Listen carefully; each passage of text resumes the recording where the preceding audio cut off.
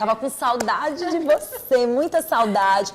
Tô feliz de te receber. E assim, mais feliz ainda de conversar com uma mulher que tem vivenciado a dor do outro, né? Que tem vivenciado momentos difíceis e que com tudo isso ainda ganha motivos a mais para preparar livros maravilhosos. Nós vamos já falar sobre esse assunto, mas eu queria que você me contasse sobre essa experiência. Como foi que tudo isso aconteceu, Estela? De repente, eu te trouxe para o programa há mais de 2 anos atrás. A gente trouxe você para o programa junto com seu esposo, ainda no outro estúdio, sim, onde vocês me trouxeram a alegria de cantar dentro do programa. E, de repente, muitos momentos aconteceram. Olha a Estela aí, simplesmente não só no Brasil, mas também cuidando de vidas. Que história é essa? Conta pra gente. Bem, minha formação inicial é Relações Internacionais, né? E eu sempre fui voluntária social. Eu não estava trabalhando como voluntária na fronteira. Eu sou funcionária de uma agência internacional, de uma organização internacional. Mas eu sempre trabalhei com pessoas em situação de risco social, né? E a arte, para mim, também, ela flui de uma forma muito tranquila, principalmente depois que eu casei com o Iago, que a música veio, a composição. Então, eu acho que juntar essas duas coisas, o social e a arte, para mim, é um objetivo de vida, né? São as missões que me movem. E, de fato, eu vim morar em Teresina em 2019. Eu sou apaixonada por Teresina, gente. Eu sou louca pelo Piauí. Muito bom. Eu sou baiana, então a gente fez até um projeto, sim, eu e o Iago, chamado Dendê com Cajuína, que é para estimular a arte entre os nossos 2 estados, né? Em algum outro momento a gente fala sobre... vai trazer. E vai, olha, gente, vai trazer aqui para o nosso programa, não é isso, Estela? Sim, para a gente mostrar. Certeza. Mas sim, vamos dar continuidade. Então, eu vi essa oportunidade de trabalhar na fronteira. Eu sempre quis trabalhar com refugiados, com imigrantes. E essa PADF, gente, esse grupo foram meus colegas que trabalhavam no abrigo Janocoida, apresentando aqui. Essa é a nossa chefe colombiana, Dona Glória. E é um grupo muito diverso, de várias partes do país, né? Principalmente lá do norte. E tem 2 colegas venezuelanos também que trabalham nesse grupo. E nós trabalhávamos no abrigo Janocoida, que é o primeiro abrigo indígena para refugiados indígenas, né, no mundo. Então, nossa, foi o primeiro abrigo criado para refugiados indígenas. Então, assim, além de a gente trabalhar com a questão do refúgio, né, pessoas em extrema situação de vulnerabilidade, porque quando a gente fala em missões humanitárias, em trabalhos humanitários, a gente está falando aí de um trabalho que lida diretamente com pessoas que perderam tudo. Tudo. Você... Eles estão lá com a vida. Com a vida, exatamente. Então, eles chegam, às vezes, com suas roupas dentro de sacos de lixo, sacos daquele material mais reforçado, que agora é meio plástico, né? E, enfim, então elas abandonam a sua cultura, a sua terra, para ir para um outro lugar em busca de uma oportunidade de inserção socioeconômica, em busca de uma oportunidade aí de tocar a vida para frente. Já perderam, né, tudo que se poderia ter para começar algo. Exatamente. Né? Então, assim, muitas pessoas abandonaram suas casas. A crise na Venezuela, só para contextualizar um pouco, né? Porque eu estava na cidade de Pacaraima. Essa cidade ela é fronteiriça, ela fica em Roraima, que faz fronteira com a Venezuela. Então, a primeira cidade da Venezuela que a gente chega é Santa Helena, né? Então, a gente faz são cidades fronteiriças. Então, obviamente, é a porta de entrada. Quando a gente fala de cidade fronteiriça, sim, significa que seja a porta de entrada, né, para algum lugar. Então, é a porta de entrada do Brasil para a Venezuela e da Venezuela para o Brasil. Então, Pacaraima, ela recebeu uma quantidade imensa de imigrantes. A crise venezuelana é uma crise majoritariamente socioeconômica, né? Porque a gente sabe que não existe uma condição de guerra e aí porém, né, existe uma condição de risco humano, de risco, e também existiram algumas perseguições dentro do Estado por causa de milícias, etc. Então, obviamente, algumas pessoas de fato tiveram as suas vidas em risco e vieram para cá nessa condição, mas a maioria tem vindo para cá por causa da fome, por causa da miséria. Falta de emprego, falta de condição. Exatamente. Porque assim, fome dói. Dói. Fome dói, fome deixa você nervoso, fome faz você cometer coisas que você não imaginava que fosse capaz de cometer. Isso é importante de falar porque assim, às vezes você está dentro de casa e naquele momento que você sai, né, do seu contexto, eu tenho as coisas, e você se vê numa situação... Eu já passei por alguns momentos que eu disse, gente, nada, né? E como me virar? E fome necessariamente não, porque eu acho que a gente... Nem pode dizer que a gente passa essas necessidades. Eu digo assim, alguns momentozinhos de jejum. Essa é a palavra certa. E aí você sente um nervosismo, uma impaciência, né? Uma irritabilidade. Agora tu imagina dias, meses, sem perspectiva de nada, principalmente até de comer, né? Exatamente. Então, quando a gente pensa em pessoas migrantes, nessa situação de refúgio, nessa situação de risco social, nós devemos pensar primeiro no acolhimento e em suprir as suas necessidades mais básicas, por exemplo, de alimentação. A fome dói, né? É uma frase, eu não consigo nem falar isso, que dá vontade de chorar. Mas assim, aqui no Brasil nós temos muitas pessoas também que passam por situações de risco social, mas nós ainda temos uma estrutura de Estado que facilitam alguns acessos, que facilita alguns acessos. No caso da Venezuela, a crise econômica ela foi tão forte, a Venezuela ficou inclusive muito tempo isolada das questões internacionais e isso agravou ainda mais a crise lá dentro. O salário mínimo, por exemplo, da Venezuela é $8, $5. É o menor salário mínimo das Américas. Então, e é uma economia extremamente dolarizada. Tudo é extremamente caro. Para quem, imagina, $5 é o quê? R$25, né? R$30. Imagina, né? É miséria. Então, as pessoas literalmente abandonaram suas casas. Né? Recentemente, anteontem, eu recebi um vídeo que infelizmente eu não posso divulgar, mas a fronteira está lotada. Vieram milhares de pessoas esses últimos 2 dias. Então, chegou momentos em que a fronteira recebia 1.000 refugiados por dia, né? Pessoas que vêm com suas famílias inteiras, que abandonam literalmente as suas casas. Tem casas, imagina, você construir a sua vida, construir a sua casa, ter seus imóveis, carros, e abandonar porque você não tem o que comer. Então, o Brasil ele recebe um fluxo grande desses imigrantes venezuelanos. Obviamente, outros países, como a Colômbia, né, recebe mais imigrantes por causa da língua, porque a língua é o espanhol.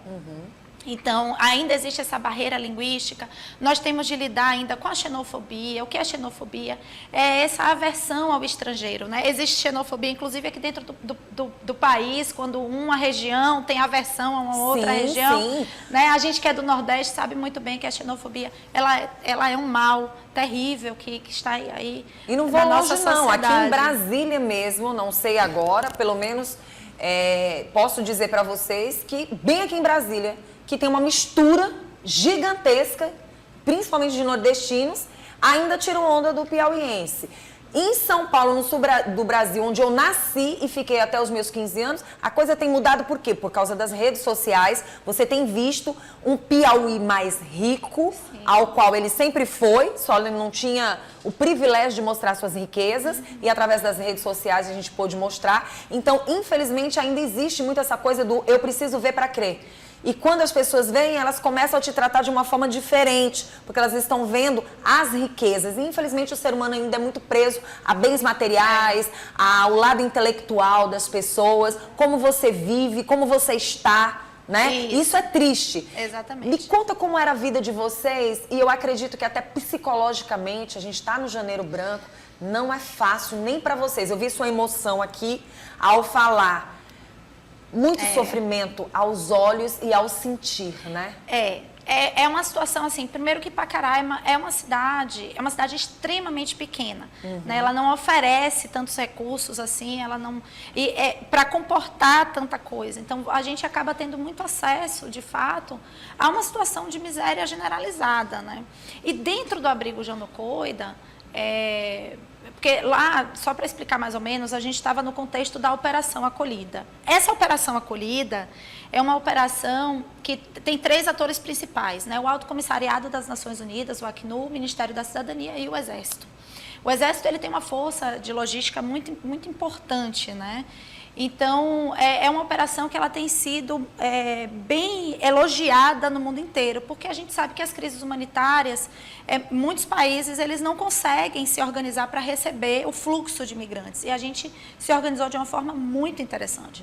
Então, esse abrigo, dentro do abrigo Janocoida especificamente, essa equipe aqui cuidava desde a parte de meios de vida, de desenvolvimento humano, meios de vida que a gente procurava maneiras em que eles pudessem criar projetos produtivos, né, desenvolver habilidades e capacidades específicas para iniciar uma inserção socioeconômica aqui no país, né? Obviamente também para não ficarem aqui por ficar, mas para que eles tenham qualidade de vida, né? E poder se sobressair. Inclusive, eu gostaria muito de ter mais tempo para falar bastante sobre esse assunto e eu acho que a gente vai ter outras oportunidades. Estou sabendo que em fevereiro você está voltando novamente. Como é que vai ser em fevereiro? Fevereiro, eu hoje estou líder nacional de meios de vida. Então, na PADF, a gente atua em Manaus, em Roraima e no Rio Grande do Sul. Então, em fevereiro, eu devo estar por aí. Sim. Eu não sei, vou ficar lotada no Rio Grande do Sul. Meu marido mora aqui em Teresina. Não é fácil não, hein,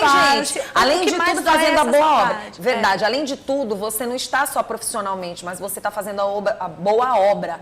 A obra verdadeiramente que Deus quer que a gente faça, e que muitos não têm coragem. Você sair do conforto da tua casa, por mais que seja uma profissão, Estela é uma grande profissional. E ela entra nessa nossa nova abordagem nesse ano de 2023 aqui no Bom Dia, que profissão não ocupa lugar, o que ocupa lugar é não ter o que fazer. A gente tem entrado com a história do talento, e são vários talentos. Então a Estela, ela poderia estar aqui no conforto da casa dela porque ela tem 1001 profissões que ela poderia assumir. E ela é um talento, por isso que a gente traz e valoriza o trabalho dela. Mas é uma forma também da gente mostrar para a sociedade que a vida não está fácil e que você tem que valorizar a vida que você tem aqui, a tua melhor vida. Por mais difícil que ela seja, ainda é a tua melhor vida. A sociedade ainda se une para ajudar uns aos outros, não é isso, Estela? Isso é muito importante, assim, essa movimentação, né? Muita coisa, apesar, alguns trabalhos também foram feitos de forma voluntária nesse contexto, mas, assim, o mais importante aí dentro disso, e vou contextualizar também com a questão socioemocional desse janeiro branco, né? É que quando a gente se movimenta dentro dos espaços em que nós estamos e buscamos não apenas meios para o nosso sustento, mas compreendemos que nós fazemos parte de um todo, tudo causa impacto, tudo que a gente faz causa impacto. Né? Uma coisa que aconteceu na Venezuela causa impacto aqui, causa impacto pessoal nas nossas vidas também. Então, a gente não precisa tocar o espaço para poder promover uma mudança. As mudanças, elas começam inicialmente, mas elas precisam acompanhar também o fluxo da sociedade, do território em que nós estamos. E aí, para cada movimento que nós fazemos em nossas vidas, em cada profissão, né, para cada escolha que nós fazemos, nós devemos priorizar o desenvolvimento contínuo, mas um desenvolvimento positivo, um desenvolvimento em que aquilo que a gente faz causa impacto positivo, não apenas nas nossas vidas, mas nas vidas de outras pessoas. É muito importante que a gente adquira conhecimento, que a gente compreenda os contextos, para inclusive diminuir algumas aversões sociais, como a xenofobia, e aumentar o nosso senso de solidariedade. Então, a gente... Eu acredito muito que todos nós viemos com uma predisposição missionária, né? Que é a missão, não a missionária apenas no sentido religioso, mas o propósito da vida, né? Porque a gente tem um prazo de vida muito curto, viver 80, 90, 100 anos é pouco tempo para poder desenvolver todas as nossas potencialidades. No entanto, é tempo necessário para que a gente consiga, de forma individual, impactar coletivamente de forma positiva e ter equilíbrio emocional emocional, equilíbrio financeiro, equilíbrio pessoal de todas as formas, tentar equalizar aí todas essas áreas para que a gente, de fato, consiga ser feliz coletivamente, individualmente. Então, eu acho que todos os trabalhos que são feitos, não existe, hoje, lá no Janocoida, né, nós tínhamos contextos diferentes, tinham mais de 6 etnias indígenas, e aí a que prevalece, que tem, alguns aqui, inclusive, estão em Teresina, são os Warau, mas tem outras, tem Pemon, tem Carina, e cada um é completamente diferente do outro, e a gente vê que cada um, dentro do seu contexto e dentro da sua percepção de vida, contribui de uma forma extraordinária para o mundo em que nós vivemos. E assim são todas as pessoas, e assim são todas as sociedades, né?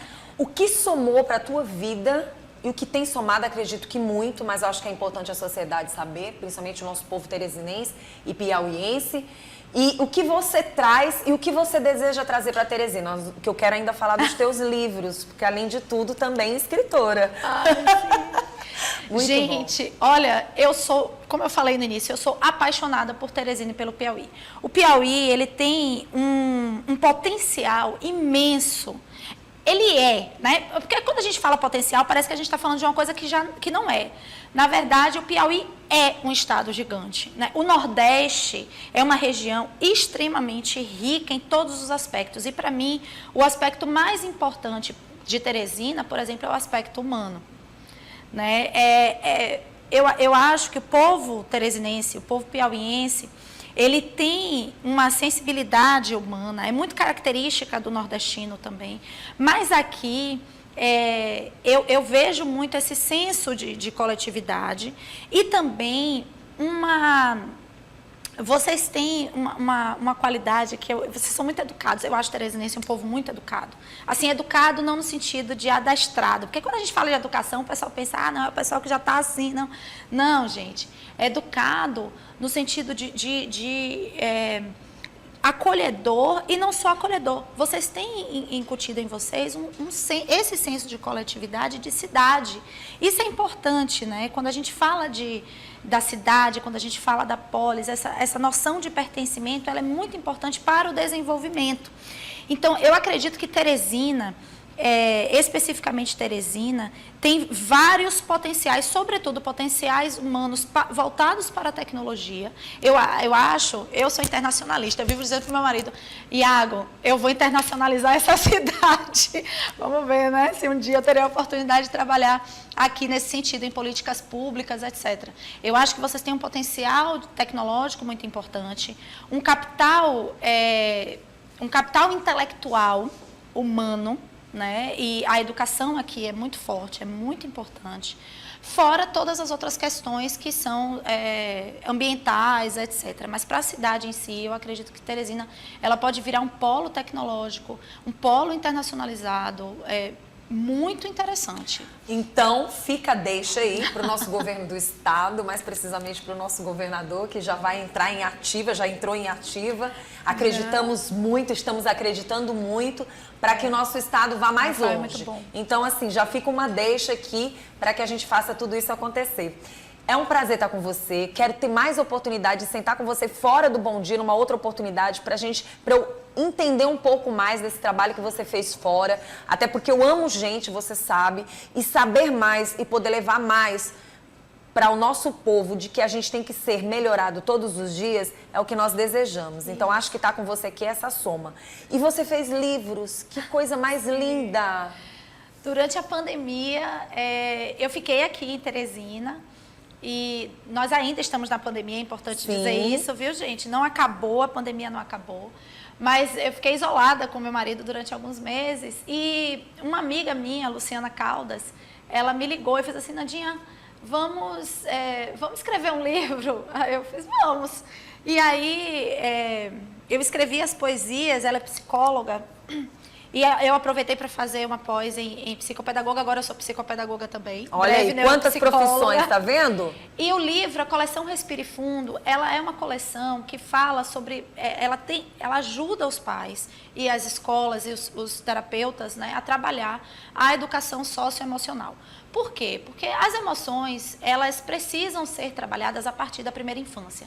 Quase todos os problemas que nós temos na nossa vida são provenientes da nossa falta de trato emocional, né? Então, nós vemos aí setores da sociedade que eles ficam completamente, muitas vezes, à mercê das suas emoções, dos ímpetos, né? Dessas emoções que são, muitas vezes, tidas como negativas, mas não existem emoções negativas. Então, a coleção Respire Fundo, dentro da coleção, nós falamos sobre as 5 emoções básicas, né? Essas emoções, elas são as emoções que dão pontapé aí para todos os outros sentimentos. Então, ansiedade, medo, raiva, alegria e tristeza. Faltou o nojo, né? Mas a gente queria fechar em 5. O nojo também faz parte. Quem sabe a gente lança aí, de repente, Jojo. Muito bom. E aí começa com o Lelê. Lelê, a alegria. A alegria, né? O Memê. Memê é o medo. O medo. Cici. Ansiedade. Ansiedade. Logo em seguida vem o Tetê. Tetê é a tristeza. Tristeza. E Vavá. Vavá é a raiva. Por que Vavá, Tetê, Mimi, né?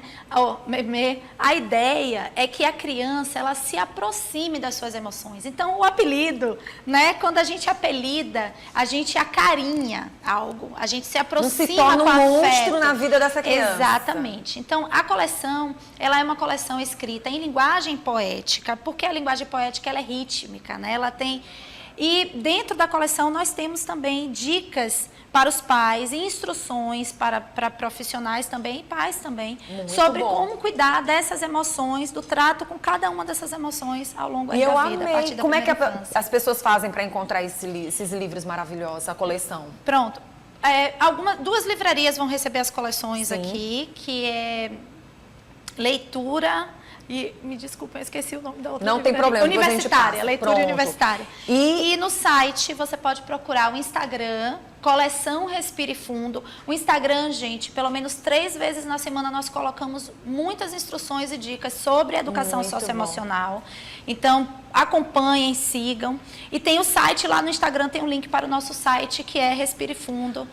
Vocês podem comprar pelo site, a gente envia para todo o Brasil. Agora é o seguinte, a gente vai chamar o VT, mas antes de chamar o VT para falar sobre a importância de alimentos, né, essenciais para garantir uma qualidade de vida, solta só uma palhinha de uma vozinha, de uma musicazinha. Gente!